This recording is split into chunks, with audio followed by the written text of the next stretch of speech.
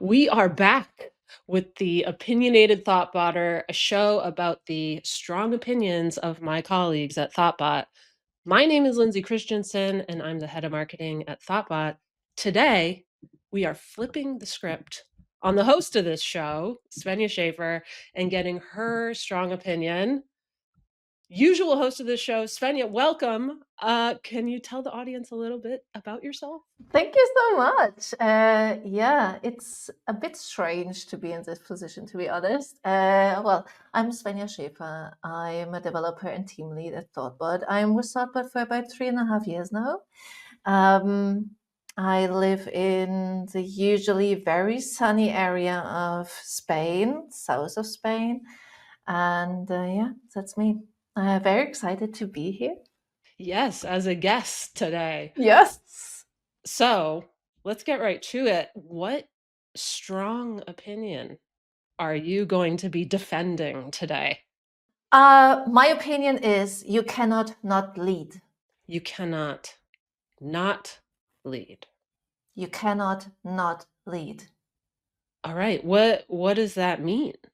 Well, it means you cannot not lead. So that means like every action you take, everything you do is some form of leading, no matter if it's intentional or not intentional. If you do it because you know what to do, or if you just like do it and you don't think about it, then it's still leading. Everything that you do, when you're a manager and you come to work or you open the laptop until the time of the day you close the laptop or you leave the office, everything is some kind of or some form of leading. So you're saying if you're a manager, everything you do is leadership. Where did this belief come from? Was there a moment or something that happened that made it click for you? Honestly, no, nothing happens, but I just like talk to some colleagues of mine in Fusion morning chat. And I just like that, oh, I think I want to write about some form of communication. And I brought up Paul Václavic. Paul Václavic was a psychologist, and he created with some other folks 5 axioms of communication. The first axiom is one cannot not communicate. That means every action and non-action is some form of communication. So if you blink, if you move, if you don't say something, if you say something, every action is some kind of communication. And then while I mentioned that, they did not know Paul Václavic. I thought, well, actually, it's the same with leading. And because everything you do has some influence on the people around you, more so if you're a manager. Yes. Can you give us an example of maybe some of that undercover leadership or leadership that would otherwise get missed, that people might not notice that their team would pick up on? Yeah. Oh, they're just like daily.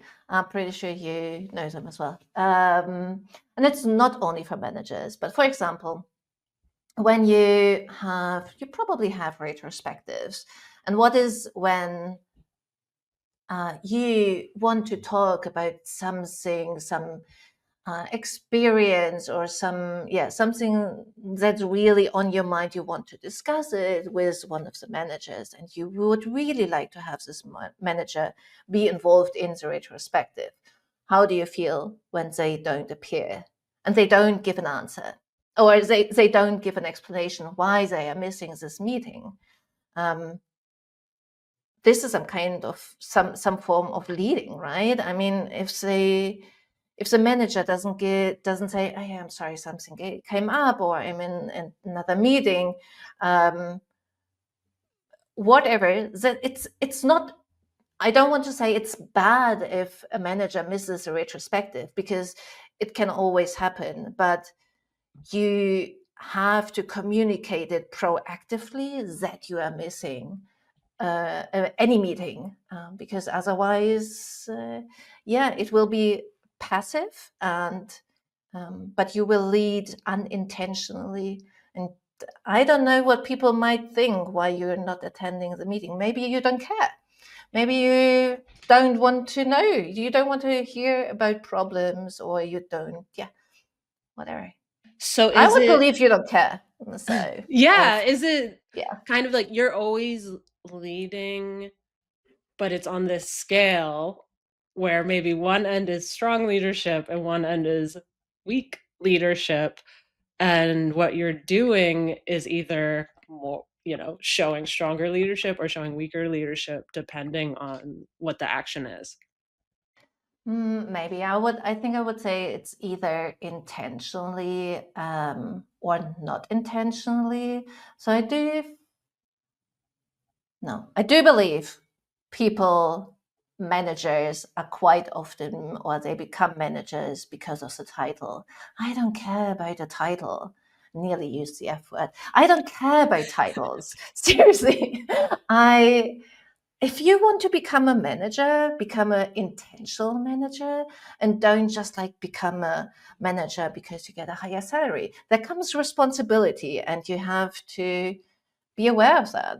So yeah, if you don't care, if you say, "Oh, I manage all my life, I don't know, the next generation of managers can do it, I can just like sit back."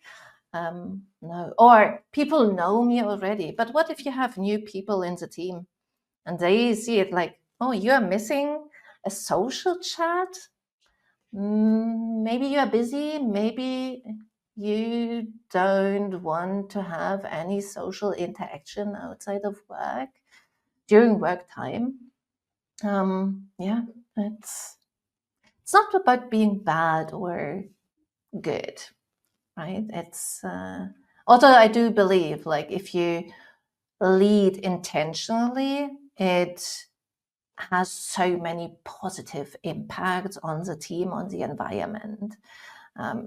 Yeah, So because it's more intentional versus not, or less intentional. yes, yeah. What are some examples of like very intentional leadership? Mm, Lots of questions, lots of communication, written communication, or just like asking, hey, do you have some time? For example, when you see, oh, there's a meeting at 1 o'clock and you can't make it for whatever reason, you just say, hey, folks, I can't make it.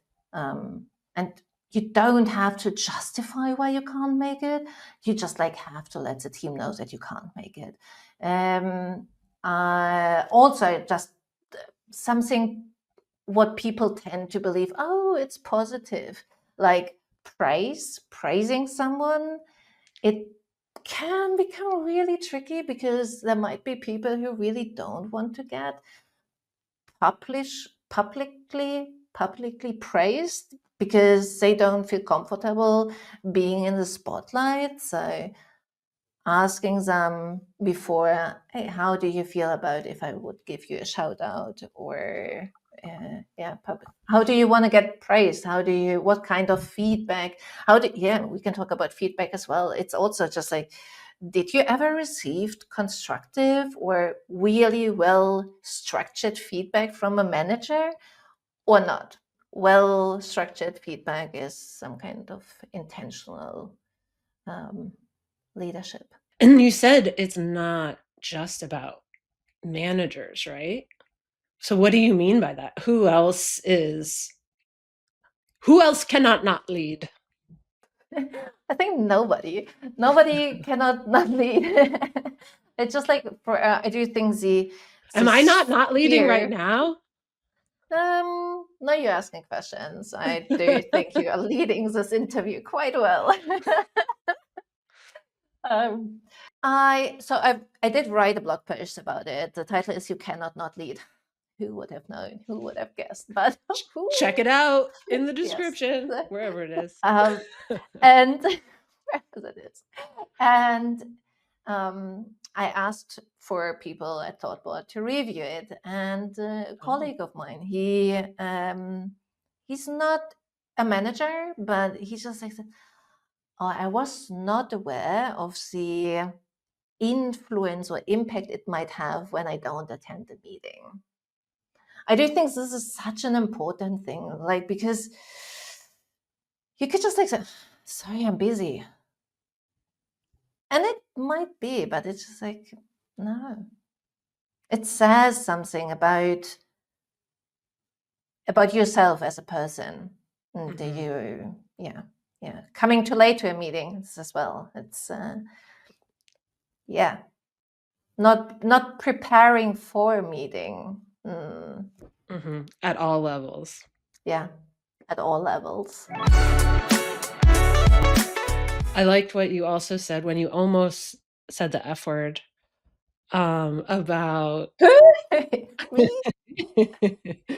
um, in maybe, like, incentives, motivations to become a manager, which I think is kind of like an industry issue too, right? Like, do we have the right levels so people can advance, but realize maybe not everyone's meant to be a manager? Could you talk a little bit more about, like, when should you become a manager? What are the How right much reasons? And how does that like, relate to leadership? how much time do we have? I know that we only talk for roughly 30 minutes. Um, I do think we have, that's another opinion maybe. I do think we have more managers than we should, like in the industry. I also believe we have wrong managers. And this is not, this might not be the fault by these managers who got the position, but the managers higher up who decides, okay, who's going to become a manager. I think it could be like salary could be one a factor why people want to become or to enter this position. Um, I think that would be wrong because on the first position should be the people you're going to support as a manager. I don't like the word leader. I really hate it. I also really hate leadership um, because Why? it's just like, it sounds so like a hierarchy. I do have an issue with hierarchy because I want to lift people up, and this is my interest and this is my goal, and I want them to feel fulfilled. And I do believe people can only thrive and become better when the environment gives them the room and space and encouragement to do that. And when you don't lead intentionally, it will be really difficult to give them the space there where they feel, okay, I am important. We can use the example again about the not attending meeting as a manager. When I feel that my manager does not care about topics that are important to me, that usually come up in a retrospective or in a one-on-one, someone constantly just like cancels one-on-ones. I just like, they don't care about me, so how can I grow? If they don't care about me growing, there's only so much intrinsic motivation I can bring up until I just like say, maybe I will look for another job where they have more leaders who lead intentionally. So if you don't care about supporting the people, management maybe shouldn't be for you. Yeah, definitely should. You have to care. You have to want to lift people up, to see them grow. The other thing you brought up, which I think fits into that intentionality, is like thoughtful feedback. And that it doesn't mean being like, yeah, good. Okay, keep going. But like really seeing the work they're doing, where there are opportunities to grow. Anything else coming up for you for like thoughtful, intentional feedback versus not? At thoughtbot, we use, for example, the big model, behavior impact question. I went so far that I said, when someone doesn't say to me, I have feedback for you, I don't take it as feedback. No, because it's the same. Like, feedback needs to be given intentionally. So if someone has feedback, no matter if positive or constructive, I want to know that what follows is feedback. But it also goes the other way around. I always like to ask, do you have feedback for me about whatever I do? About this. Mm-hmm. So after each episode of the Opinionated Thoughtbotter, I ask my guest, do you have feedback for me? Could I have done something different? Or what did you enjoy? Because, fun fact, I can't watch any episode of the Opinionated Thoughtbotter because I can't watch myself on video. So if someone has feedback for me from the audience, please write them in the comments. I'm happy to read them. Be nice. Yeah. Be Bold. nice, I was please. gonna say bold, but we do have we have a nice audience who's been watching. And I do feel that feedback is so important to grow. But like, apart from having a structure like the big model, where you at first describe the behavior, then the impact the behavior has, and then you come with curiosity, you ask a question, what went wrong, or why did this happen? There's, apart from Paul Watzlawick, there's another psychologist. I really care about psychologists. His name is Schulz von Thun, Schulz von Thun. And he created the Foresights model. In German, it's 4 Seiten einer Nachricht. Yep, right. Mm-hmm. And it's somehow related to Paul Watzlawick's 5 axioms of communication. So Schulz von Thun said, like, every message has 4 sides. Every message, like every sentence. The factual, and I have to read it because I always just like, in German, it's a bit different. So the first one is the fact. For example, I'm not sure if he used it or we talked about it in school and during education. You have to imagine a couple sitting in a car in front of a traffic light, and one part of the couple is driving, and then you have the one in the passenger seat, and the traffic light jumps to green. The passenger said, it's green. The whole sentence is just, it's green. So the first layer of the 4 sides, or the first side is the fact. It's just like the traffic light jumped to green. It's pretty simple. The next one is the self-disclosure or self-revealing. The passenger says it's green. So what is the self-revealing side of the message? Maybe they saw it first and they're just like, oh, why are you still standing here? So let's drive. Maybe we are in a hurry. So this side revealed something about the passenger's emotion. Then the next one is the social relationship between the speaker and the receiver. So we just like said, it's a couple. Maybe they had a fight or whatever. And so this puts the sentence, it's green, in a completely different context, as if they would have been on in a really, really good moment, whatever. And then the final side is the wish or the want. So what does the speaker wants? It's just like wants the driver to drive. And when you think about that, it's just like when you are the social relationship is different between a manager and the person who gets the support from the manager, or between individuals, right? So you always, and you can't change it. As a manager, you always have more responsibilities, and you must be aware of the impact that you have. When you, as like when the manager sits in the passenger seat and says it's green, it's something completely different.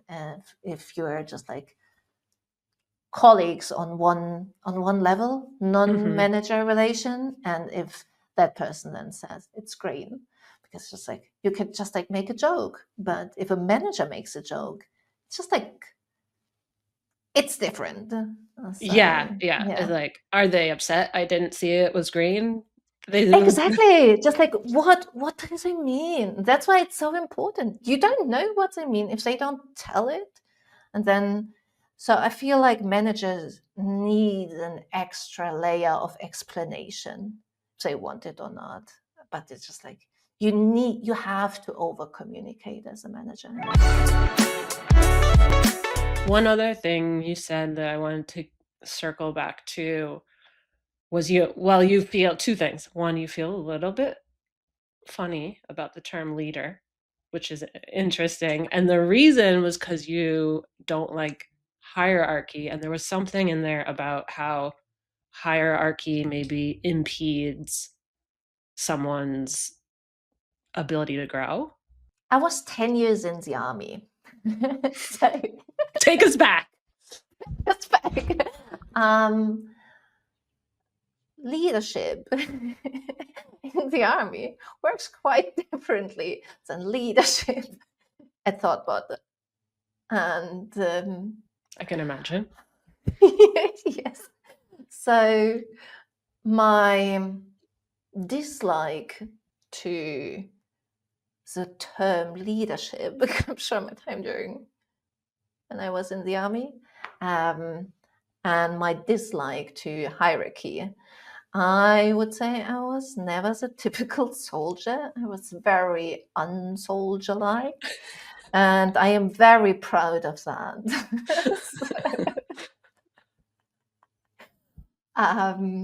Yeah, so I think the reason why I don't like it is because of my time in the army. I don't like hierarchy. I want to grow together, and I do feel you can and you should, and you grow even better when you work together instead of someone just like shouts commands and Literally tells shouting you what commands at you. exactly. That's Yeah, so yeah. interesting. You're okay, so you have a really interesting leadership journey because you've had to kind of like or like unlearn maybe a type of leadership that you didn't like, or that like kind of gave you some stigma about what that means.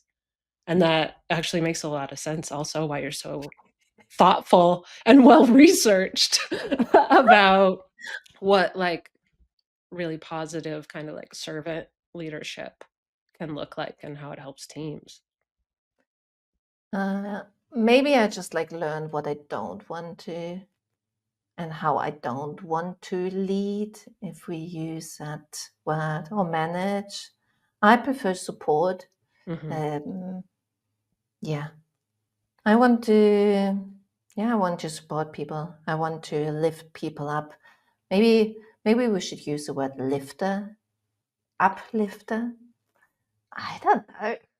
Oh, someone knows a good term for that. I'm all ears. Yeah, you want a rebranding. Rebranding the leader from tomorrow, and then we have the uplifter of tomorrow. Senior Yeah, uplifter. senior plan. Oh, would be nice, baby. Time for your final thought. Maybe something folks could either start doing or stop doing tomorrow to be a more intentional leader. Your final inspiration for our listeners. I think the first thing leaders of tomorrow can do is becoming aware that they don't lead intentionally, and being aware of any little action or non-little action they do tomorrow.